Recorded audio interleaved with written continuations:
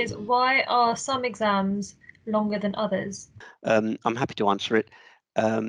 So the approach that we have taken this year is that where possible, we have tried to adjust and adapt exams so that they can be more achievable and more friendlier to students. But we've done that where we possibly can. And there are two types of exams that you will see in your exam timetable, possibly.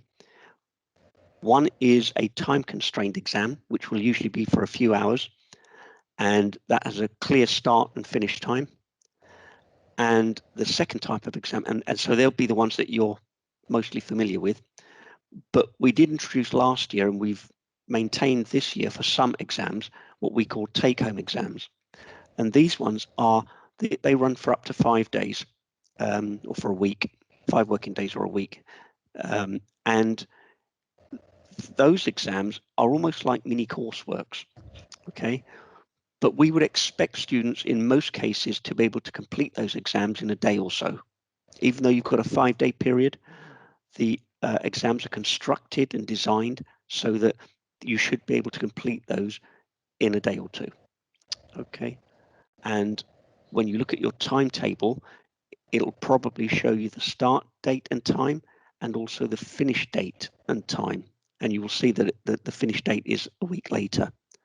Okay, now why are they different? Well, some staff felt that it was not appropriate for them to try and change their exam from a time-constrained exam to be a much longer 1-week take-home exam.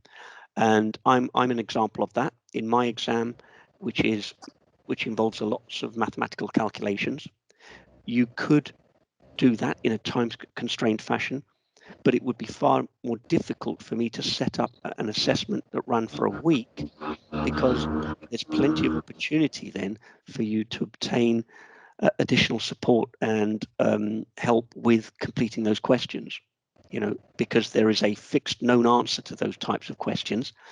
And part of the challenge is to test your knowledge and your ability to respond to an unfamiliar question and being able to answer it in a short space of time. Okay, so that's why there are two different types of exams.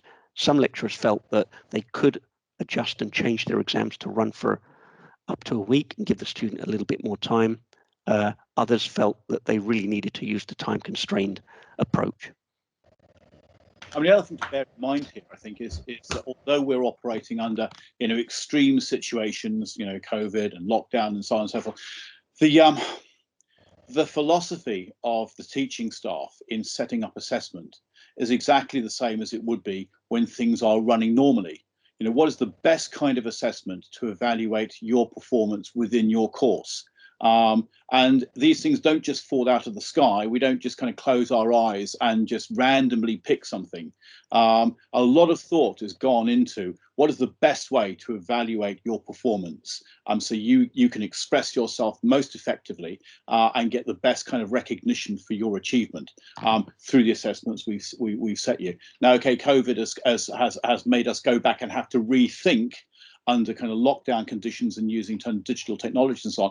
But the thinking is the same. You will have bodies of tutors sat around agonizing over what is the best way to assess my students' achievement here. So the process is the same. We are on your side here. We want you to get the best out of you.